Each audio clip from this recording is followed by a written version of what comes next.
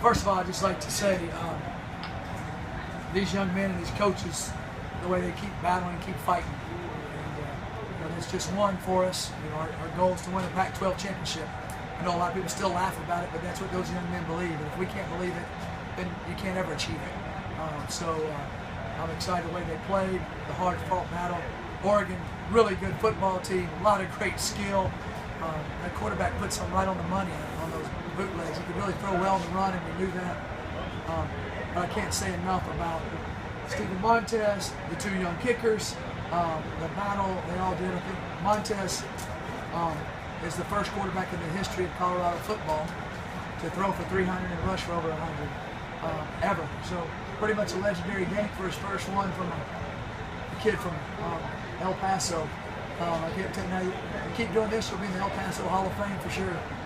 But it was proud for them and those coaches with all they've done. Really, really proud. So, Mike, can you talk about what it meant for your team to fall behind in the fourth quarter and have the moxie to come back and get that one?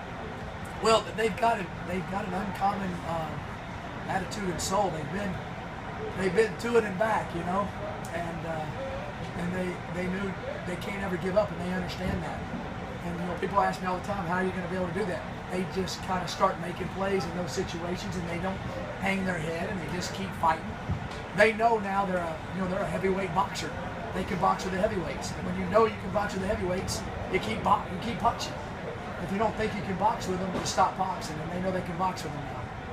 Mike, I know you guys are more focused on yourselves, but you mentioned people kind of laughed at your goal. You think you got a lot less people laughing at you guys right now? I think so. But if you don't believe it and you don't put it out there, then you can't achieve it. And so we'll see if we do. But we're definitely one step closer than I think 99% of people thought we would be, besides the guys and the people close to our program. How confident were you on that review at the end for the final touchdown? I'm never confident on anything when it goes to review, and I don't mean that negatively. You just don't know.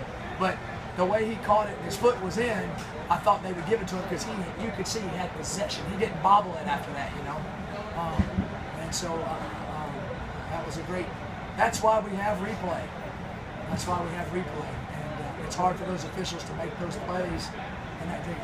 And we have a good job now. A year ago, the way that works, it goes. I think a couple of those went all the way back to the Pac-12 office, so they could really make a great decision without putting it on one person. And I think that really helped today. And I'm really thankful for that. Mike, you and everybody that follows this program has seen you guys in these situations where you get up and then things start to melt away and you guys crumble. Right. Did you ever have a sense when? It kind of felt like that was happening again today. But our kids. It looked like it was happening, but our kids didn't feel like it was happening. Does that make a difference? I could see in their eyes they wanted to keep battling, keep going, keep competing, keep fighting. That's what they do. We're going to be in a lot of games like those.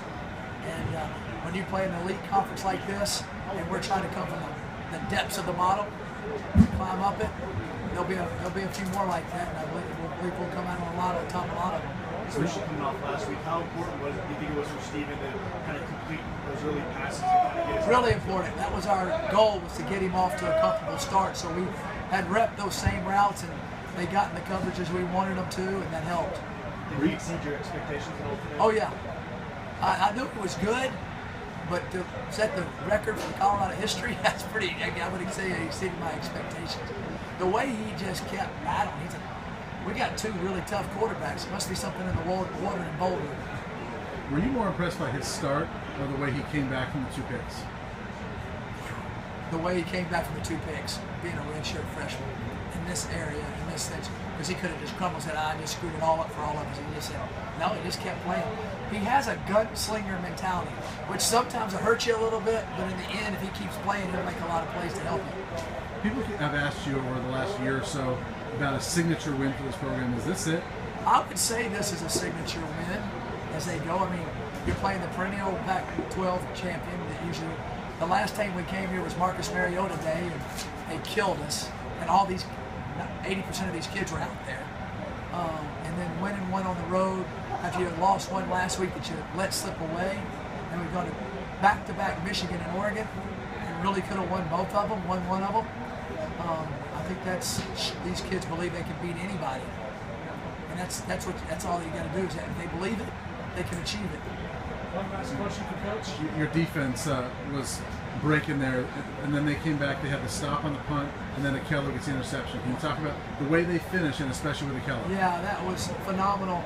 The way they finished, the stop. You know, they're a good, skilled football team. They're talented. And we got a little tired, but we kept battling. And, you know, when they got down to 7, we could have just crumbled. They just kept fighting. And especially after they get that long 3rd down play, you know.